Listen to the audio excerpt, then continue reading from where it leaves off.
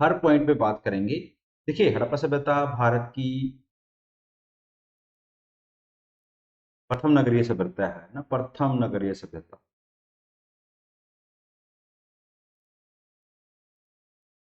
ठीक है।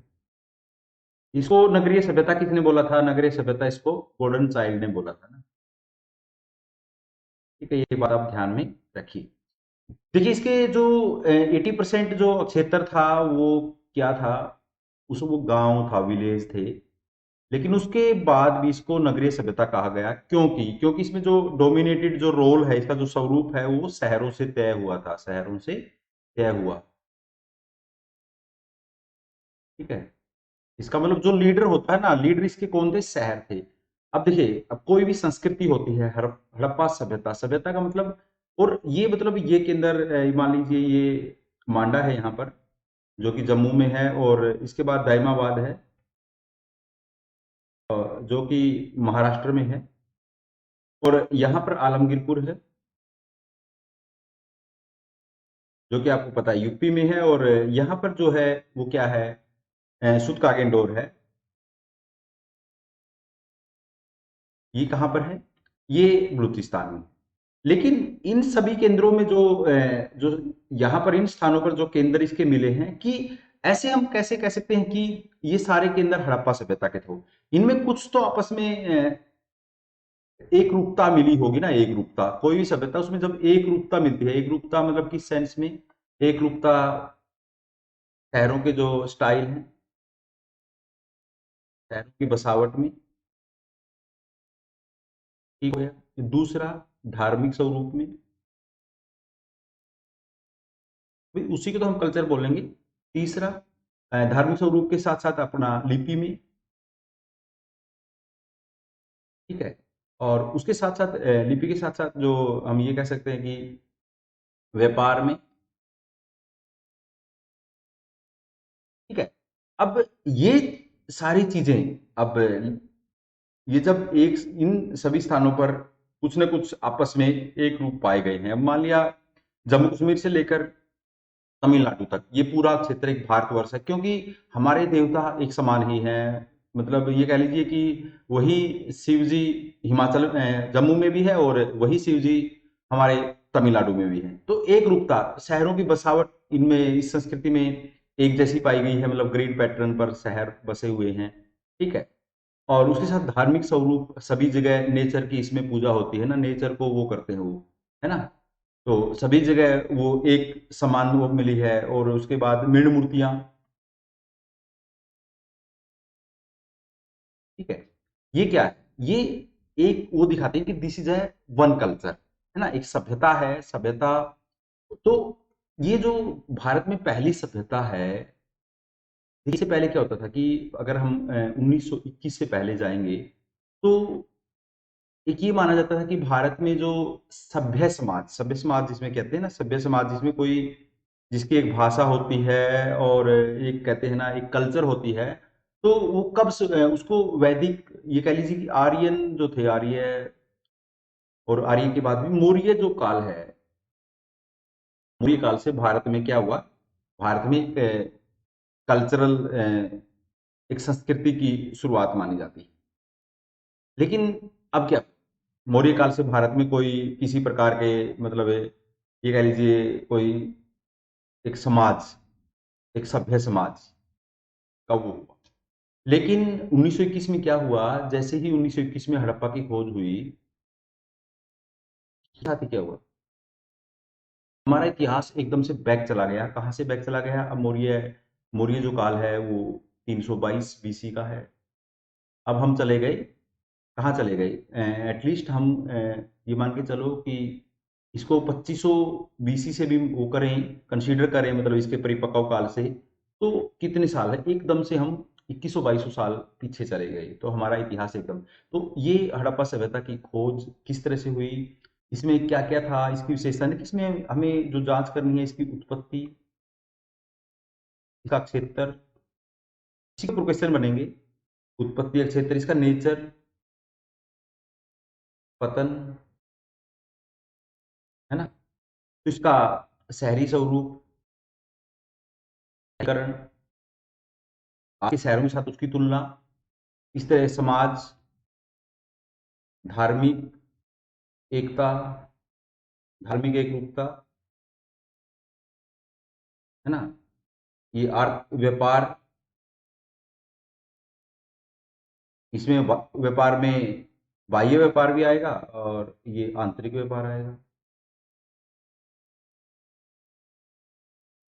ये सारी चीजें इसमें हमें देखनी। देखिए, तो इंडस वैली सिविलाइजेशन आपको पता है 1921 में इसकी पहले केंद्र की खोज हुई थी। इसके नामकरण पर भी जाएंगे। सबसे पहला इसका नाम लिया जाता है, इसको क्या बोला जाता है, हड़प्पा सभ्यता। हड़प्पा सभ्यता क्यों बोला जाता है आपको पता है? हड़प्पा सभ्यता इसको इसलिए कहा जाता है क्योंकि ये पहला केंद्र था जिसकी खुदाई हुई।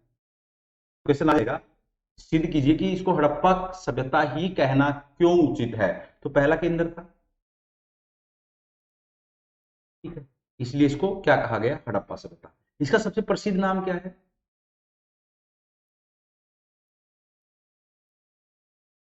इसका सबसे प्रसिद्ध जो नाम है वो है इंडस वैली सिविलाइजेशन। वो क्यों हुआ? इंडस वैली सिविलाइजेशन क्यों हुआ?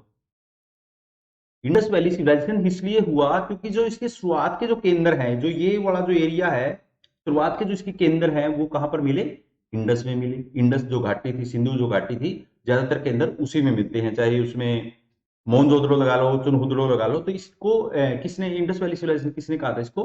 जॉन मार्शल ने कहा था।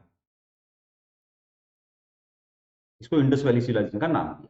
लेकिन इसको इंडस वैली सिविलाइजेशन भी नहीं कहा सकता। उसके बाद जब अगले केंद्रों की खुदाई हुई तो ज्यादातर हड़प्पा सभ्यता के जो शुरुआती केंद्र है वो किस पे है, सरस्वती सिविलाइजेशन, गग्गर हाकरा। जो ज्यादातर जो केंद्र आप मिलते हैं वो गग्गर हाकरा पर मिलते हैं। तो इसलिए ये कहा गया भाई नहीं नहीं, इसको इंडस वैली सिविलाइजेशन कहना उचित नहीं है क्योंकि इसके जो मोस्ट ऑफ द केंद्र हैं वो गग्गर हाकरा जो नदी है उस पर है। तो इसलिए इसको इंडस वैली सिविलाइजेशन से लोगों ने मना कर दिया, तो ये नहीं होगा। उसको मेलुहा सभ्यता, मेलुहा सभ्यता ये कहा, मेसोपोटामिया के जो अभिलेख हैं,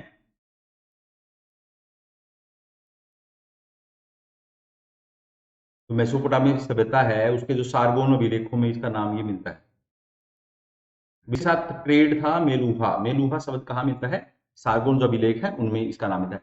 ताम्र पाषाणी, देखिए जो ताम्र पाषाणी सभ्यता है, जो ताम्र पाणी ताम्र यानी जिन सभ्यता, जिस काल में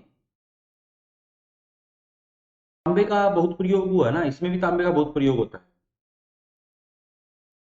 ना। देखिए जो ताम्र पाषाणी संस्कृतियां हैं, जैसे आहार संस्कृति है, मालवा संस्कृति है, ये कुछ संस्कृतियां इसके कायथा संस्कृति है, कुछ संस्कृतियां इससे पहले की हैं, कुछ संस्कृतियां इसके बाद की हैं, कुछ इसके समकालीन भी हैं।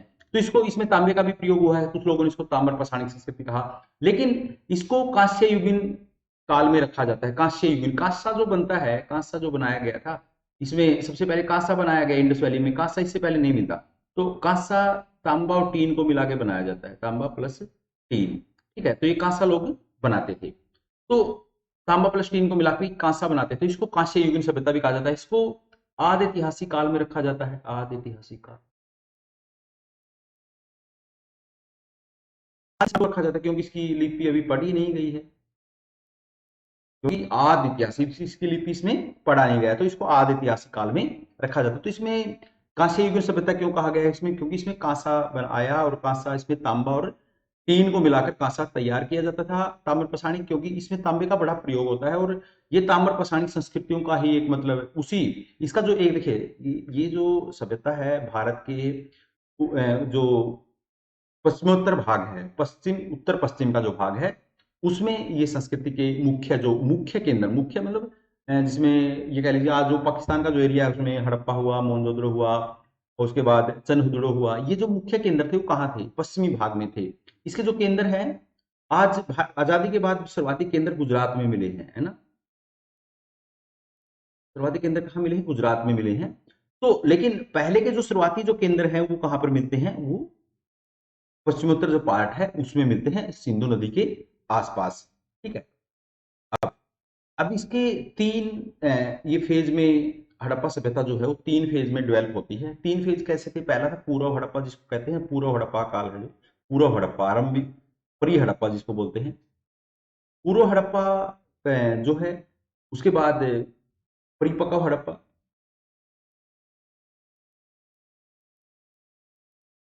है ना, इसमें गांव है। परिपक्व हड़प्पा इनमें इसका उस पर पूछा जाए, परिपक्व हड़प्पा में अब इस शहर आ गए ना, और उसके बाद उत्तर हड़प्पा, लेटर हड़प्पा जिसको कहते हैं ना, उत्तर हड़प्पा, इसमें फिर से क्या आ गए, गांव। ये बात आपको ध्यान में रखना है। इनकी विशेषता, पूर्व हड़प्पा की विशेषता क्या है, गांव है, जिससे क्या हुआ, धीरे धीरे शहर बने और एक परिपक्व सभ्यता प्रकाश में आई, वो मतलब उसका विकास हुआ। उसके बाद फिर शहरों का डिक्लाइन हुआ, फिर से गांव आ गए, और हड़प्पा को उत्तर हड़प्पा जिस काल को कहते हैं, इनका जो मोटा मोटा काल रखा जाता है इसको 3200 से लेकर 2600 बीसी इसका काल इसमें रखते हैं। इसमें कुछ ये कह सकते हैं कि 2600 बीसी से, इस काल के ऊपर ज्यादा क्वेश्चन नहीं है, लेकिन हमें जानकारी इसमें इंट्रोडक्शन पीरियड में देनी पड़ेगी। उसके 1900 बीसी इसको कह सकते हैं, और उसके बाद इसको 1900 बीसी से 1500 बीसी का काल इसको कह सकते हैं। तो ये तीन फेज में हड़प्पा चलती है। पहले जो पूर्व हड़प्पा थी, उसमें गांव है, उसमें कौन कौन सी संस्कृतियां हैं, उसमें सोथी संस्कृति है, ये गुजरात में राजस्थान की है ये, कह लीजिए। उसके बाद इसमें कौन सी संस्कृति है, चंदहुदड़ो की, इसमें वो थी झूमकर झांकर संस्कृति।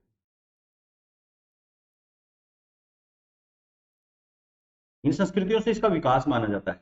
इसके जो हम कहेंगे ना उत्पत्ति कैसे हुई थी, झुमकर झांकर संस्कृति है, ठीक है। तो ये कहां पर है, चंदहुदड़ो से वो हुई है, ठीक है।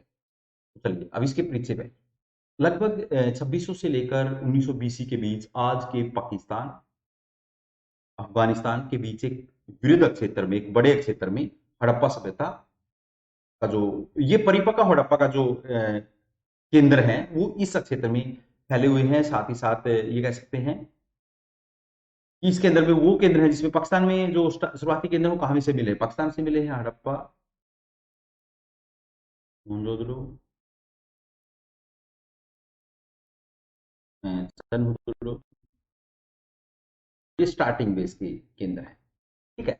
अब हड़प्पा के समकालीन उस समय विश्व में और सभ्यताएं थी, और सभ्यताएं क्या कर रही हैं, कौन सी सभ्यताएं थी, मेसोपोटामिया की सभ्यता। मेसोपोटामिया की सभ्यता जो है, जिसके साथ हड़प्पा सभ्यता के क्या थे, व्यापारिक रिलेशन थे।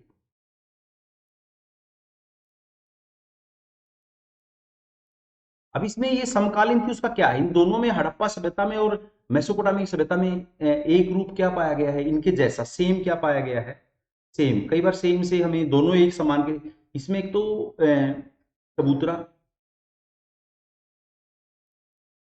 जिसको मेसोपोटामिया में क्या कहते थे, इसमें हड़प्पा में इसको चबूतरा को कहते हैं, चबूतरे मिले हैं। मेसोपोटामिया में इसको जिगरूत कहते हैं।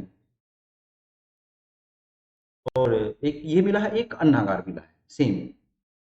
उनमें क्या समानता थी, अन्नागार दोनों जगह से मिले हैं, लेकिन मेसोपोटामिया की सभ्यता में जो अन्नागार मिले हैं वो लकड़ी के,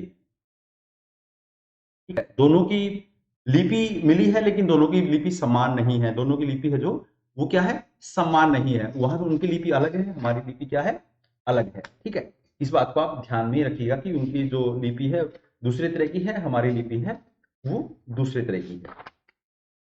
उसके बाद जो मेसोपोटामिया थी वो दजला और फरात नदियों के बीच का जो क्षेत्र था, मतलब मध्य का क्षेत्र था। दजला और फरात दो नदियां हैं, उनके उस पे ये संस्कृति, इसमें असीरिया इसका नॉर्थ पार्ट है, और सीरिया और बेबीलोन इसका साउथ पार्ट था, ठीक है। यहां से सारगोन अभिलेख यहां से मिला, सारगोन अभिलेख। सारगोन अभिलेख में क्या है कि जो हड़प्पा के लिए क्या शब्द यूज हुआ है, हड़प्पा के लिए, हड़प्पा के लिए जो शब्द यूज हुआ है वो मेलुहा हुआ। मेलुहा के साथ इनके व्यापारिक रिलेशन थे। दूसरा जो खास बात क्या है कि जो मेसोपोटामिया की जो सभ्यता है, कई लोग ये कहते हैं कि जो हड़प्पा सभ्यता है वो मेसोपोटामिया की क्या थी, कॉलोनी थी, बस्ती थी। मेसोपोटामिया की बस्ती मतलब मेसोपोटामिया से ही लोग यहाँ पर आए, बस्ती थी। ये किस किस ने कहा, ये व्हीलर ने कहा, ये व्हीलर ने कहा, गोल्डन चाइल्ड ने कहा, भाई ये मेसोपोटामिया से की बस्ती थी, और ये मैके ने कहा। ये विदेशी उत्पत्ति का सिद्धांत है, ये ना, ये क्या हो गया, विदेशी उत्पत्ति का सिद्धांत।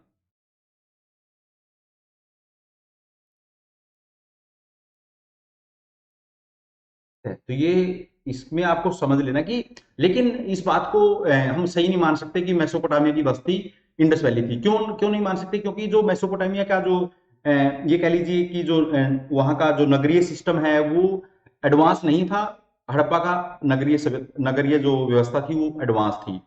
एडवांस इन द सेंस कि वहां पर ग्रिड पैटर्न नहीं है, हड़प्पा में ग्रिड पैटर्न है। दूसरा, जो वहां के जो शासकों का कह लीजिए कि शासन करने का ढंग है वो अलग है। मैं हड़प्पा में ऐसा कोई शासकीय तंत्र हमें प्राप्त नहीं हुआ है।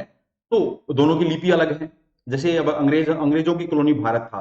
देखो, अंग्रेज दुनिया के सर्वाधिक जो अंग्रेजी बोलने वाले लोग हैं वो भारत में रहते हैं। लेकिन अब मेसोपोटामिया की जो लिपि है वो इंडस में तो नहीं एप्लीकेबल हुई, मतलब नहीं मिलती। तो इसलिए दोनों की लिपि अलग अलग है। दोनों की दो उन्होंने मतलब पूजा स्थल बनाए हैं। हड़प्पा के लोगों ने पूजा स्थल बनाए, मेसोपोटामिया के लोगों ने क्या बनाए हैं? पूजा स्थल बनाए। लेकिन हड़प्पा में ऐसा कोई भी पूजा स्थल अभी तक हमें ऐसा कोई पूजा स्थल नहीं मिला है। कुछ ये कह सकते हैं कि जो ग्रेट बात है उसको एक ऐसे धार्मिक अनुष्ठान के समय प्रयोग किया जाता था, ऐसा माना जाता है। बट ऐसा कोई मंदिर और जैसा नहीं मिला है। लेकिन मेसोपोटामिया में ऐसी स्ट्रक्चर मिलते हैं। तो दोनों अलग अलग हो गए, ठीक है। तो इस तरह की क्या है, उनमें डिफ्रेंशिएट है, लिपि अलग है, धार्मिक जो सोच है वो अलग है। तो उसके बाद कभी भी एक कॉलोनी मतलब है, वो अपने जो जिसके अधीन वो कॉलोनी बनी है उससे एडवांस नहीं। हम इंग्लैंड से आज भी एडवांस नहीं हुए हैं। हम कोशिश कर रहे हैं लेकिन अभी नहीं हुए हैं। तो ये दो तीन तीन पॉइंट आपको शामिल कर लेने की, अगर कोई ऐसा करे कि ये माना जाता है कि मेसोपोटामिया की बस्ती था, उपनिवेश था हड़प्पा सभ्यता, तर्क दीजिए, था या नहीं था? था के ऊपर तो ये दिया जाता है कि उस समय उनके जिस तरह से अन्नागार उस वहाँ उस संस्कृति में थे। इन लोगों ने ये कहा कि जिस तरह का अन्नागार सिस्टम और ये व्यवस्था वहाँ पर बनाई जाती थी, मेसोपोटामिया में बनाई जाती थी, यहाँ पर भी बनाई जाती थी। ये लोग जो व्हीलर हैं, गोल्डन चाइल्ड हैं, ये मैके हैं, ये क्या बोल रहे हैं कि भाई देखो, भारत में ऐसी इतनी पुरानी संस्कृति भारत में खुद से नहीं हो सकती। क्योंकि ये इस संस्कृति इतनी एडवांस संस्कृति, क्योंकि जब ये संस्कृति प्रकाश में आई तो उस समय भारत में किसका शासन है? उस समय भारत में अंग्रेजों का शासन है। 1921 में, क्योंकि 1947 तक तो हम अंग्रेजों के अधीन है। अब ये कैसे अपनी मतलब ऐसा मान लें कि जो हमारे अधीन है उनके उनका कल्चर इतना एडवांस रहा होगा। तो इसलिए ये भारतीयों को इसका क्रेडिट नहीं देना चाहते थे। इसलिए उन्होंने कहा कि ये तो जो बस्तियां मिली हैं ये तो कॉलोनी थी किसकी? मेसोपोटामिया की।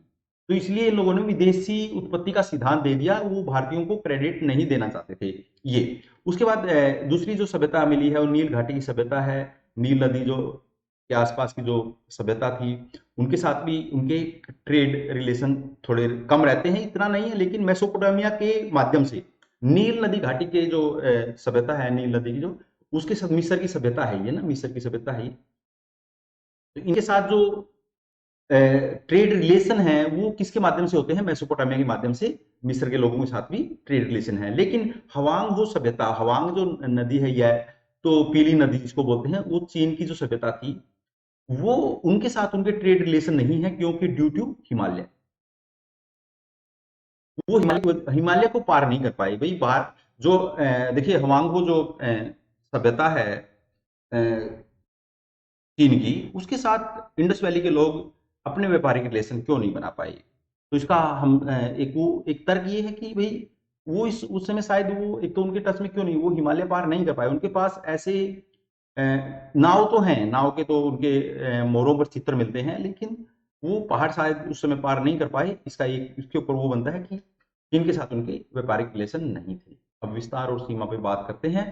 तो इसके विस्तार और सीमा, हड़प्पा सभ्यता का विस्तार जो है, इसका जो अक्षेत्र है टोटल वो 1299 वर्ग किलोमीटर इसका अक्षेत्र है। और इसका जो आकृति है, इसका जो आकृति है वो क्या है? त्रिभुजाकार, ठीक है। त्रिभुजाकार का ये अक्षेत्र था। और इसकी जो आपको पता है, सबसे पहले जो हड़प्पा के जो टीले थे, जो हड़प्पा के टीले हैं, वो सबसे पहले 1826 में किसी ने देखे थे? 1826 में किसने? चार्ल्स मैसन ने इन टीलों को देखा था।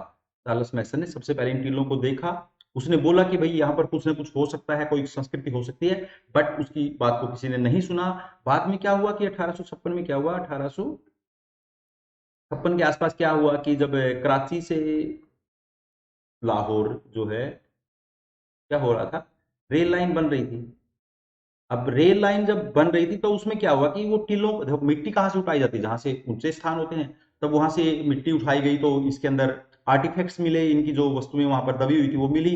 यहाँ पर बरंटन बरंटन बंधु काम कर रहे हैं, बरंटन बंधु ये, ठीक है, उनको बहुत सी चीजें मिली तो उन्होंने क्या, किसको, कनिंगम को भेजा, है ना। तो हड़प्पा सभ्यता के उत्पत्ति जो खोज का बाद में क्रेडिट, बाद में इनको ही वो माना जाता है। कनिंगम कौन है, एएसआई के प्रथम, एएसआई के प्रथम डायरेक्टर हैं। इन्होंने, ये कहा जाता है कि ये बड़े पुरातत्वविद थे और इन्होंने कोइंस पे बहुत काम किया है, बट ये हड़प्पा के महत्व को समझ नहीं पाया था। हड़प्पा की 2 बार यात्राएं करते हैं, इनको मोर भी मिलती है, लेकिन ये कहता है कि ये तो विदेशी मोर है, ये कोई ऐसी यहाँ पर कल्चर नहीं है। लेकिन बाद में क्या हुआ, जब जॉन मार्शल हैं, बताइए, थोड़ी बात, हमें सारे कॉन्सेप्ट क्लियर होने चाहिए। जॉन मार्शल है, 1921 में क्या हुआ, दयाराम, जो दयाराम साहनी जो हैं, उन्होंने हड़प्पा की खोज कर दी, हड़प्पा की खोज की।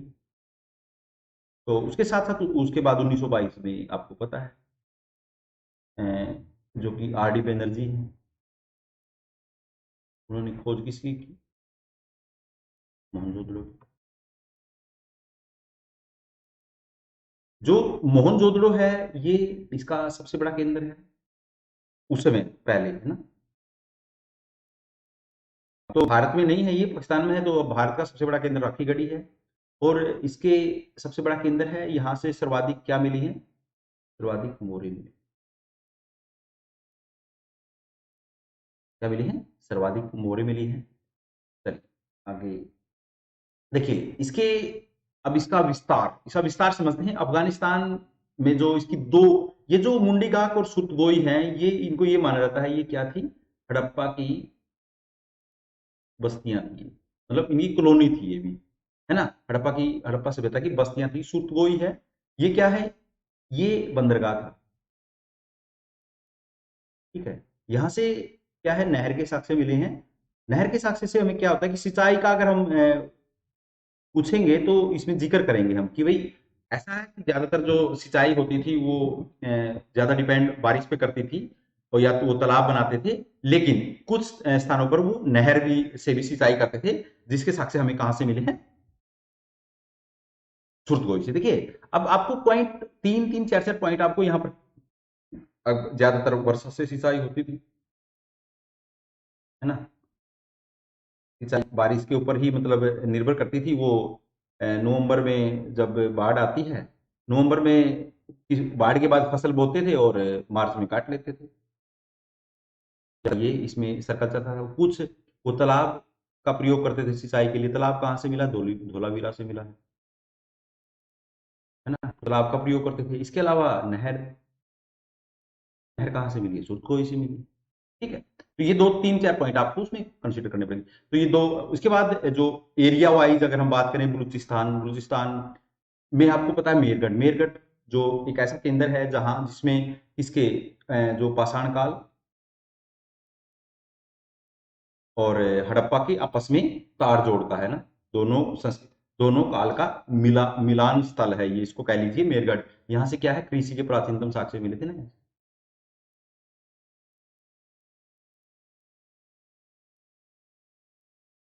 ठीक है। तो मेरगढ़, उसके बाद सुतकोहा, ये भी बंदरगाह है। सुतकागेंडोर, ये पश्चिमी स्थल है, ये भी बंदरगाह है। तो आपको किसके बाह्य व्यापार पर जब बात करना पड़ेगा तो आपको इसकी मेन बंदरगाहें बतानी पड़ेंगी, जैसे सुतकोहा हो गया, सुतकागेंडोर हो गया, सुरतगोई हो गया, ठीक है, लोथल बंदरगाह हो गया, ठीक है। तो इस तरह के इनका व्यापार इनसे होता है। सबका प्रमुख बंदरगाह ये लोथल था, है, मेसोपोटामिया की मोहर मिली है यहाँ से।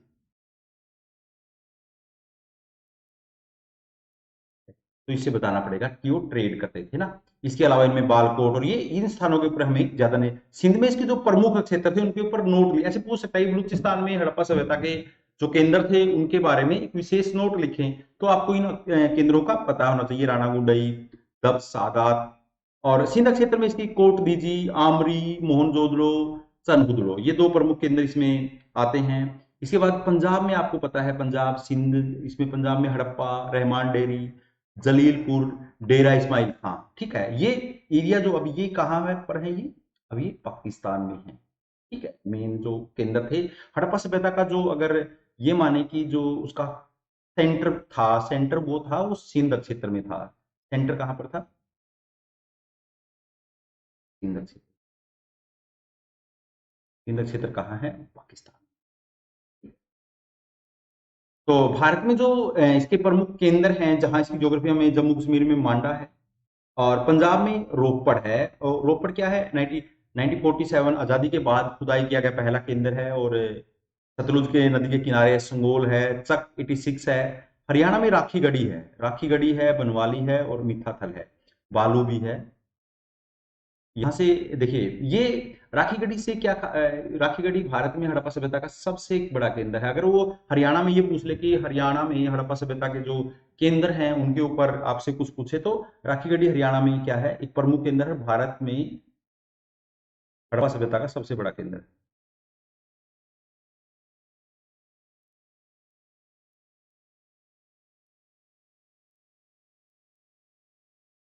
ठीक है।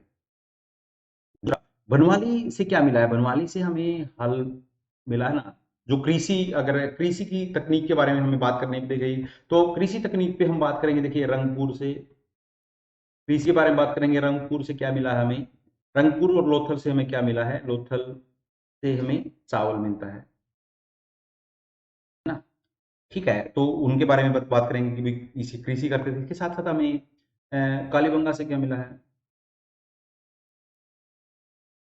कालीबंगा से हल्की रेखा मिली है। कृषि के बारे में जब हम बात करेंगे, तो इनको ऐड करेंगे, आपको पॉइंट ऐड करने हैं, इनको भी किस किस को ऐड करना है। तो ऐसे सिंपल नहीं लिखना है। हल कहाँ से मिला है? बनवाली से मिला है। मिठाथल है। बालू से क्या मिले हैं? सर्वाधिक प्रकार के अनाज मिले हैं, सर्वाधिक प्रकार के अनाज।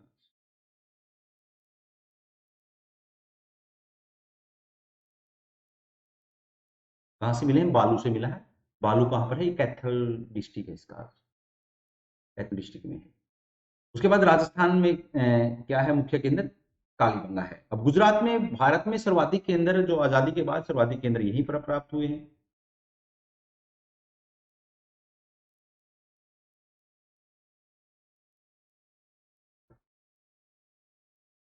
सर्वाधिक केंद्र कहाँ पर मिले हैं? गुजरात में। 80% केंद्र जो है वो गुजरात में मिले हैं। मध्य प्रदेश में कोई भी केंद्र नहीं मिला। इसमें कच्छ क्षेत्र में धोलावीरा, 3 भागों में बटा केंद्र है ये।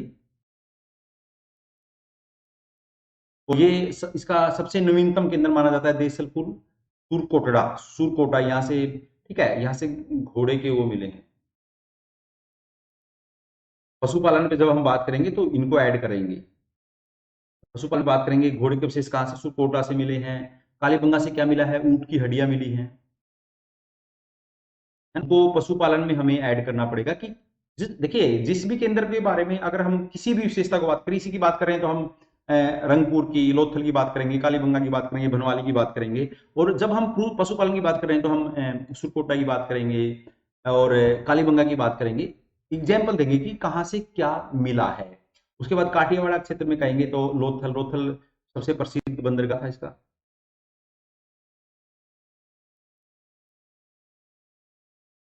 ठीक है, यहाँ से भारी व्यापार होता है। मेसोपोटामिया की मोहर मिली है। लकड़ी का अनागार मिला है यहाँ से, जो सोने की समान लकड़ी का अनागार। अंगूर, यहाँ से ये दोनों जगह से चावल मिले हैं। रोजदी, प्रभास पाटन। ठीक है।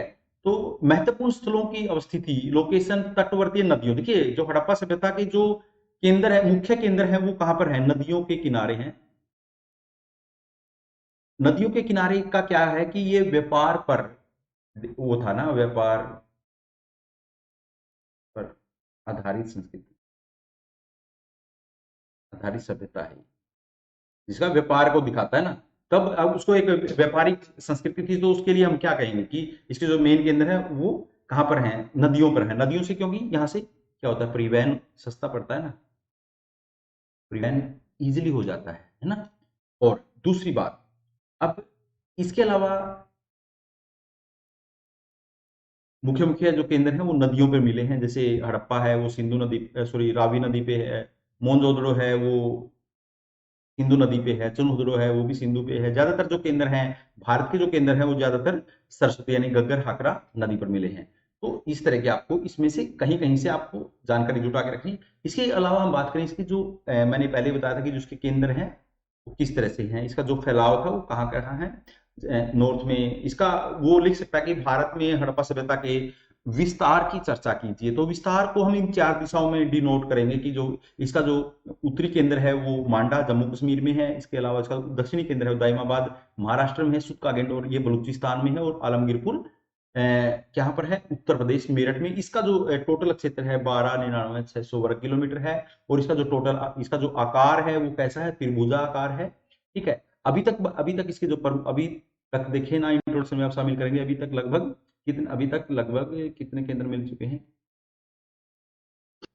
1400 केंद्र के आसपास केंद्र मिल चुके हैं।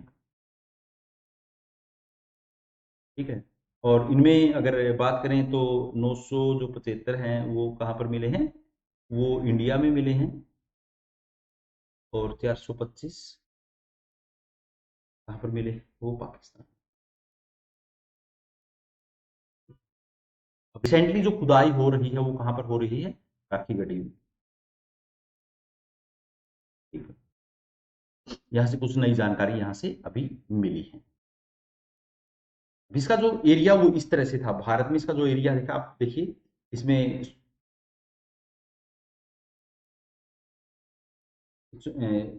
ये है भारत में इसका जो एरिया है इस साइड। देखिए इधर ये भारत पाकिस्तान इसका जो एरिया मोनजोदड़ो, सिंधु नदी आ गई, इसके आसपास ये आ गया चुनखुदुलो। ठीक है, अब ये सुतकोहा, ये बलूचिस्तान वाला जो एरिया है, और सुतकागेंडोर। ठीक है, अब दैमाबाद यहाँ जाके इधर, क्योंकि ये पश्चिमोत्तर भारत में चीजें दिखाई जा रही है। उसके बाद ये धोलावीरा, ये तुलकोटला है ना, लोथल। ठीक है, गुजरात के जो केंद्र है रंगपुर, रोजदी। ठीक है, प्रभास पाटन, है ना, तो ये। और इसमें अगर इधर जाएंगे ये पाकिस्तान का हड़प्पा का जो है ये रावी नदी के किनारे है। इसके अलावा इधर आ जाइए, इसमें रोपड़ पंजाब में हो गया ये, सतलुज के किनारे है। और राखीगढ़ी, ठीक है, हरियाणा में है। ठीक है, ये मिठातल।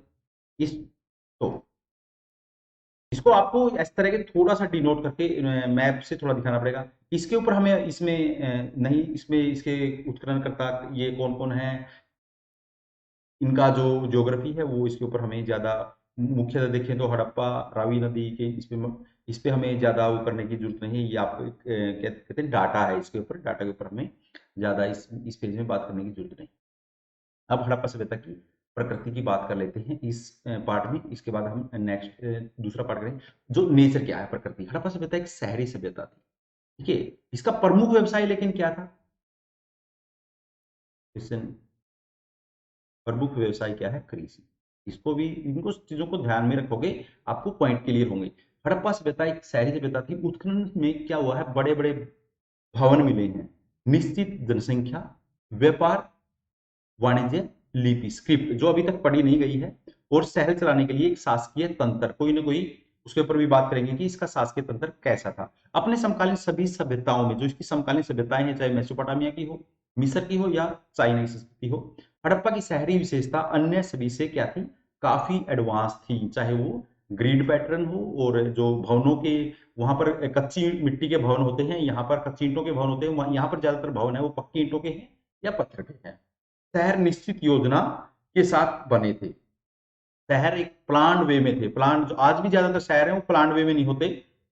शहर का बहुत कम एरिया, अगर क्वेश्चन आ जाता है कई बार हड़प्पा सभ्यता के नगरीकरण से आज की जो नगरीकरण है उसको क्या सीख लेनी चाहिए।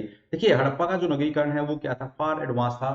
वो सभी पैटर्न पे बसे हुए हैं, प्लान है, ग्रिड पैटर्न पर, सड़कें एक समान, एक मतलब निश्चित उस पे समकोण पे एक दूसरे को काटती हैं। लेकिन आज आप देखेंगे सड़कें कहीं से भी कहीं काट देती हैं। और बहुत कम एरिया होता है शहरों का, वो क्या होता है, प्लान होता है, बाकी एरिया होता है अनप्लान होता है। आज देखिए शहर का जो सबसे बड़ी समस्या क्या होती है, ड्रेन सिस्टम। हड़प्पा का ड्रेन जो व्यवस्था थी, क्वेश्चन आ सकता है ड्रेन सिस्टम पे। हड़प्पा की जो नालियां हैं, सभी घरों में कुएं हैं, कुओं से एक नाली घर से नाली निकलती है, लेकिन वो बाद में मेन मेन जो नाली है उसमें आकर शामिल हो जाती है। जगह जगह पर उन्होंने क्या है, मेन होल छोड़ रखे हैं ताकि सफाई हो सके, और उसके बाद वो शहर से बाहर निकलता है। ड्रेनेज सिस्टम वहां का बड़ा जबरदस्त था। इसमें मोहनजोदड़ो हो, धोलावीरा का सबसे, धोलावीरा है जो वहां का ड्रेनेज सिस्टम सबसे जबरदस्त माना गया है। कालीबंगा में ड्रेनेज सिस्टम कमजोर था, और लेकिन मोहनजोदड़ो, धोलावीरा, हड़प्पा, यहाँ का जो ड्रेनेज सिस्टम है वो काफी एडवांस था। नालियां जो थी वो पक्की नालियां थी और ढकी हुई थी, है ना। तो ठीक है, ढकी हुई नालियां हैं, और समय समय पर क्या होती है, सफाई होती है, ठीक है। लेकिन आज आपको पता है कि शहर है, हम एक बारिश हुई पानी से भर जाते हैं, और क्योंकि ड्रेनेज व्यवस्था नहीं है, तो हड़प्पा सभ्यता आज की जो नगरीकरण से फार एडवांस है कि इसमें ड्रेनेज सिस्टम में पानी एकदम से बाहर निकल जाता है, ठीक है। सड़कें, अब सड़कों के किनारे किनारे नालियां हैं, ठीक है। अब देखिए जो हड़प्पा सभ्यता है वो, ये सभी शहर एक ही समय के थे, वो कैसे हमें पता लगता है। ज्यादातर जो मोस्ट ऑफ द सिटीज हैं वो दो भागों में बटी होती थी। शहर हैं दो भागों में बटे होते हैं, शहरीकरण के बारे में अगर कोई पूछेगा, शहर है मुख्यतः दो भागों में बटे हैं, है ना। निश्चित योजना के साथ बसे दो भाग। एक में क्या होता था कि एक वो होता था, दो भाग थे। एक दुर्ग जो होता था, दुर्ग जो किसमें होता था, पश्चिमी जो क्षेत्र होता था ना, पूर्वी और पश्चिमी बटा होता था। पूर्वी, ये तो ये पश्चिमी पार्ट है और ये पूर्वी पार्ट होता था। पूर्वी जो पश्चिमी टीला होता था, पश्चिमी टीला को क्या कहते हैं, दुर्ग टीला। दुर्ग टीला मतलब ऊंचे स्थान पर। यह क्या, यहाँ पर क्या रहता है, उच्च वर्ग रहता है, ये कह लीजिए। यहाँ पर कौन रहते हैं, उच्च वर्ग रहता है। इसमें व्यापारी लगा लो, बड़े बड़े शासक तंत्र जो भी था उसमें, है ना, ये रहते हैं यहाँ पर। यहाँ पर जितने भी बड़े बड़ी इमारतें हैं वो कहाँ पर हैं, बड़े बड़े भवन कहाँ पर हैं, यहीं पर हैं, है ना। खास लोग रहते हैं ये कह, उसके बाद जो ये निचला नगर है, पूर्वी भाग, यहाँ पर क्या होता है, आम लोग रहते थे, भवन छोटे रहते थे। यहाँ पर ज्यादातर वर्कशॉप होती हैं, जो है ना, वर्कशॉप जो फैक्ट्रियां हैं, काम कर जो काम करते हैं वो यहाँ पर रहते हैं, ठीक है। ये पूरा, इसमें क्या होता था, दुर्गीकृत ये होता था इस तरह से। लेकिन कुछ शहरों की योजना भिन्न भी थी। वो धोलावीरा तीन भागों में बटा हुआ था। धोलावीरा क्या है, एक वो है, तीन भागों में बटा हुआ है। लोथल, सुरकोटा, सुतकागेडोर, इनका केवल एक ही भाग था, है ना। पूरा जो एक ही उसमें एक भाग था, मतलब वो अलग अलग किले उसमें नहीं है। कालीबंगा में निचला शहर भी दुर्गीकृत था। ज्यादातर में क्या होता था कि ये दो अलग अलग दुर्ग हैं, कालीबंगा में दो अलग अलग दुर्ग हैं। किलेबंदी, किलाबंदी क्यों की जाती थी, किलाबंदी जो है सामान्यतः हड़प्पा शहरों को चारों तरफ से किलाबंद किया जाता था। अपवाद है, देखिए वो क्यों किया जाता, सुरक्षा की दृष्टि से। अब इससे सुरक्षा की दृष्टि जब आई, तो इससे हमें ये लगता है कि जो हड़प्पा के जो लोग हैं उनके साथ भी दूसरे वर्ग के लोग भी साथ में रहते थे। अब डर है तो इसीलिए तो किलाबंदी कर रहे हैं ना। किलाबंदी क्यों ही करेंगे, अगर कोई डर ही नहीं तो फिर तो खुला छोड़ देंगे। अब किलाबंदी जो बाढ़ और भारी आक्रमण से की जाती थी, ठीक है। सड़कें, हड़प्पा सभ्यता में सड़कें जो हैं शतरंज नुमा यानी ग्रिड पैटर्न पर थी। किस पे थी, ग्रिड पैटर्न पर ना। और जो मेन सड़क 10 मीटर तक चौड़ी होती थी। इतनी जो मेन सड़क थी वो 10 मीटर तक यानी 30 फीट की के आसपास की वो चौड़ाई होती थी मेन। और तो सड़कें एक दूसरे को क्या करती थी, समकोण पर काटती थी। जो बाकी दूसरी विश्व की जो अन्य सभ्यताएं थी, किसी भी सभ्यता में इतनी बेहतर सड़क जो ग्रिड पैटर्न व्यवस्था नहीं थी, ठीक है। सड़कें कुछ पक्की सड़कें भी थी,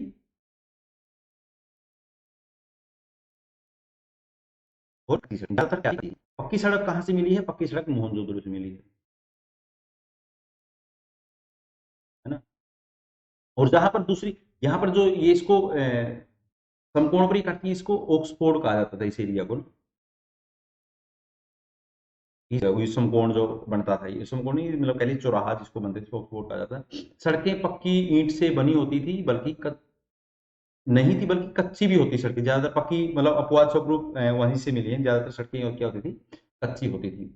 नाली की व्यवस्था, ड्रेन सिस्टम पे बढ़ा हुआ है। हड़प्पा सभ्यता में काफी बड़ी बड़ी गहरी नालियों का निर्माण किया गया था, जो बड़े बड़े पत्थरों से ढकी जाती थी, मतलब ताकि उनके अंदर कूड़ा ना डले। जैसे आजकल ज्यादातर नालियां कूड़े से ही भरी होती है, पानी चलने की कोई जगह नहीं होती उनमें। नालियों के निर्माण में पक्की ईंटों का और चूने का और जिप्सम का प्रयोग किया जाता है। जिप्सम का जो सबसे प्राचीन समय का जो प्रयोग हमें मिलता है वो हड़प्पा में ही मिलता है।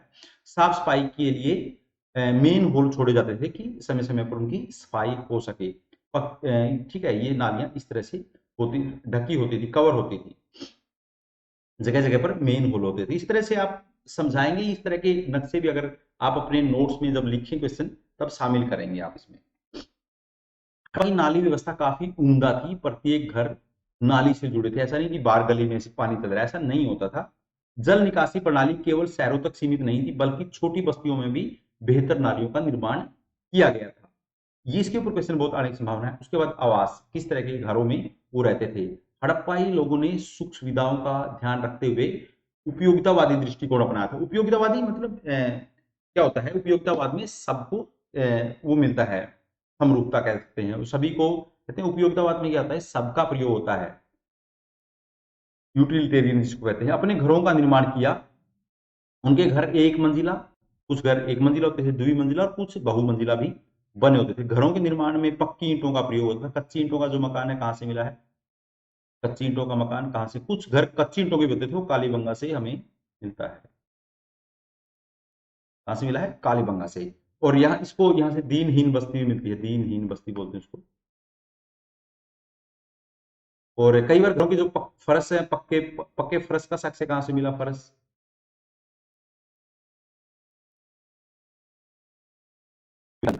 पक्के फर्श का साक्ष्य, मतलब पक्के फर्श होते घरों के। व्यापक ईंटों का व्यापक प्रयोग किया जाता है, लेकिन कहीं भी पत्थर का प्रयोग नहीं था। प्रत्येक घर में रसोई, आंगन, स्नानागार, शौचालय और एक क्या होता था, कुआ बना होता था। ठीक है। और लकड़ी के सहतीर व बीम पर छत टिकी होती थी। हड़प्पाइयों के घरों के दरवाजे मुख्यतः क्या होते थे, सड़कों की ओर न खुलकर गलियों में खुलते थे। इससे क्या है? ऐसा लगता है कि वे लोग अपने जीवन में निजता यानी प्राइवेसी को अधिक महत्व देते थे। अपवाद स्वरूप एक ऐसी हड़प्पा की नगर योजना में की, तो एक अपवाद क्या है, लोथल में एक दरवाजा मिला है। लोथल में दरवाजा कहाँ मिला है, अपवाद में लिखेंगे, लोथल में सड़क की ओर दरवाजा मिला है।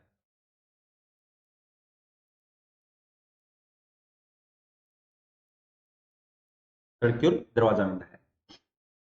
ठीक है, तो अभी क्वेश्चन अभी यहां तक था। इसमें एक क्वेश्चन हम इसमें करते हैं, अगले उसके बाद सेकंड पार्ट में इसका करेंगे। हड़प्पा की नगर योजना किस प्रकार भारतीय नगरों को वर्तमान में एक इनपुट प्रदान करती है। भाई कुछ सीखना चाहिए, 100 शब्दों में लिखो, इस तरह से आपको सीखना पड़ेगा। देखिए, हड़प्पा सभ्यता अपने बेहतरीन नगर नियोजन के लिए विश्व की सभी समकालीन सभ्यताओं में जानी जाती है। इसकी शहरी बनावट इतनी बेहतर थी कि वह आज भी भारतीय नगरों के लिए मार्गदर्शन का काम करती है, उनको मार्गदर्शन देती है, और हमारे लिए अनुकरणीय है कि इतना एडवांस सिस्टम उस समय था। हड़प्पा सभ्यता का नगर नियोजन बहुत उम्दा था। इसके शहर निश्चित योजना के साथ बने हुए थे। शहरों को चारों तरफ से किलेबंद किया गया था। सड़कें शतरंज नुमा थी, एक दूसरे को समकोण पर काटती थी। ठीक है। हड़प्पा सभ्यता में जल निकास की उचित व्यवस्था थी, यानी ड्रेनेज सिस्टम बड़ा हाई था। बड़ी बड़ी और गहरी नालियों की व्यवस्था की गई थी, जो स्वास्थ्य की दृष्टि से बड़े बड़े पत्थरों से ढकी हुई होती थी। जो सुरक्षा और स्वास्थ्य, सुरक्षा यानी ज्यादा मच्छर उससे बाहर ना निकले, बदबू ना आए, सुरक्षा कोई उसके अंदर ना गिरे। ठीक है। प्रत्येक घर नालियों से जुड़े होते थे। हड़प्पाइयों के घर सुख सुविधाओं से युक्त एक मंजिला, द्विमंजिला और कहीं कहीं बहुमंजिला होते थे। प्रत्येक घर में रसोई, स्नानागार, आंगन, शौचालय और कुआ होता था। ठीक है। नगर इसी तरह से इस पैटर्न पर बसे होते थे। आपको इसी तरह के पैटर्न के चित्र आपके क्वेश्चन में बना देने हैं। ठीक है। वर्तमान भारतीय नगरों की अनेक समस्याएं हैं। सड़कें बड़ी मतलब बेतरतीब हैं, और नालियां खुली हुई है, नालियां खुली पड़ी रहती हैं, उनसे बदबू आती रहती है। बहुत से लोग उनमें कई बार गिरते हैं। इसके कारण अनेक समस्याओं का जन्म होता है। सड़कों किनारे जो ये गड्ढे होते हैं, और उनके कारण क्या होती है, अनेक दुर्घटनाएं होती हैं।